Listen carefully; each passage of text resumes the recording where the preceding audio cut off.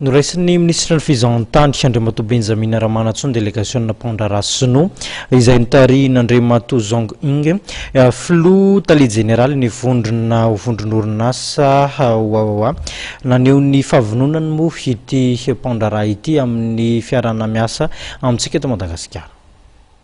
Nandray ny délégation Pondrara Sinoa andro amaraina ministra ny fizahantany Andriamato Benjamin Ramanatsoa teny Brown teny Tsimbazaza. Tamin'ity androany ity dia Pondrara Sinoa avy amin'ny vondrona orinasa OAOA izay notarihan'ny filoha taliana général ny Zong King no nanambara ny fahavononan'izy ireo ampiasa vola eto Madagasikara.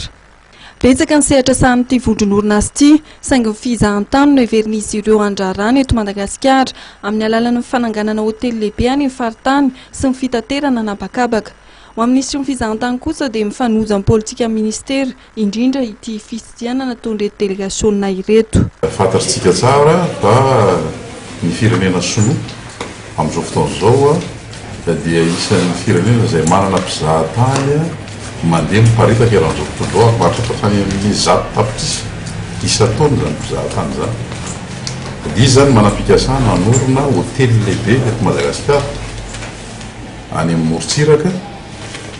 Ary miaraka amin'izay hotely lehibe izay koa dia ametraka koa sehatra anankiray ivelarandreo le mpanao asa tanana ny artisanat zany satria izy mahita hoe manan-karena be Madagasikara amin'ny lafiny artisanat.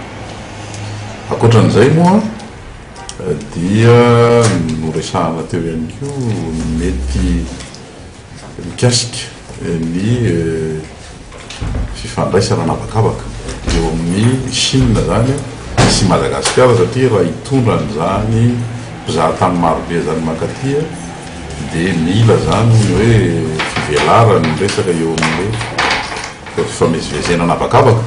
Fa faharoa manarakaraka an'izay koa dia mila fanavozana andreo le fotodrafitrasa amin'ny seranam-piaramanidina misy eto Madagasikara. Marihana fa toy ny fitsidiana nataon'ny Prime Ministre Cool Roger tany amin'ny Repoblika Entim-bahoakan'ny Chine ny volana Aogositra lasa teo ity fitsidiana natondra Pondrara Sinoa androany ity.